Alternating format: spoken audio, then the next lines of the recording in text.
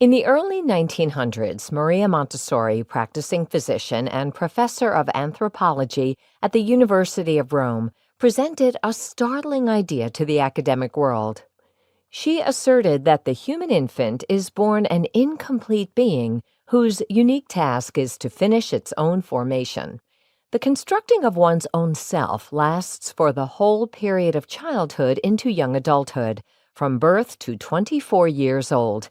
This was a revolutionary concept that led inevitably to a second surprising conclusion. Education must begin at the child's birth. More than this, education itself must be re-envisioned.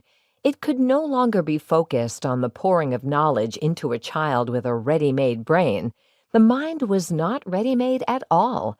Education must help children to construct their own brains and to keep on constructing them until maturity was reached at 24 years of age.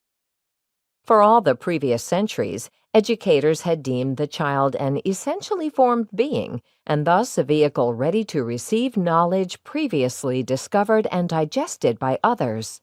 How did Montessori come to the opposite conclusion, that the child is no miniature production of the adult, but a fundamentally different being?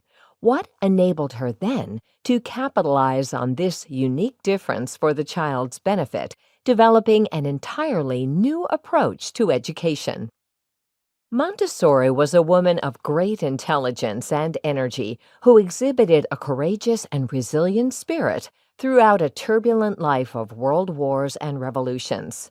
However, her defining personal characteristic was her compassion for all forms of life.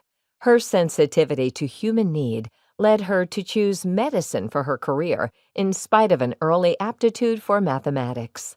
Montessori's compassion for human life and background in medicine and its practice meant that her mind was well prepared for the observation of children and the discoveries that these observations led to. These capacities cannot account, however, for the whole of Montessori's contribution to human progress. To understand the breadth of her discoveries and their meaning for our future, we must look to her lifelong search for the human spirit within the child. We can best illustrate this point by describing an encounter with children early in her medical career. Montessori was a young medical doctor in Rome when she was given responsibility for the health of the unfortunate children in the city asylums. In her writing, Montessori referred to these children as mental defectives because they appeared retarded.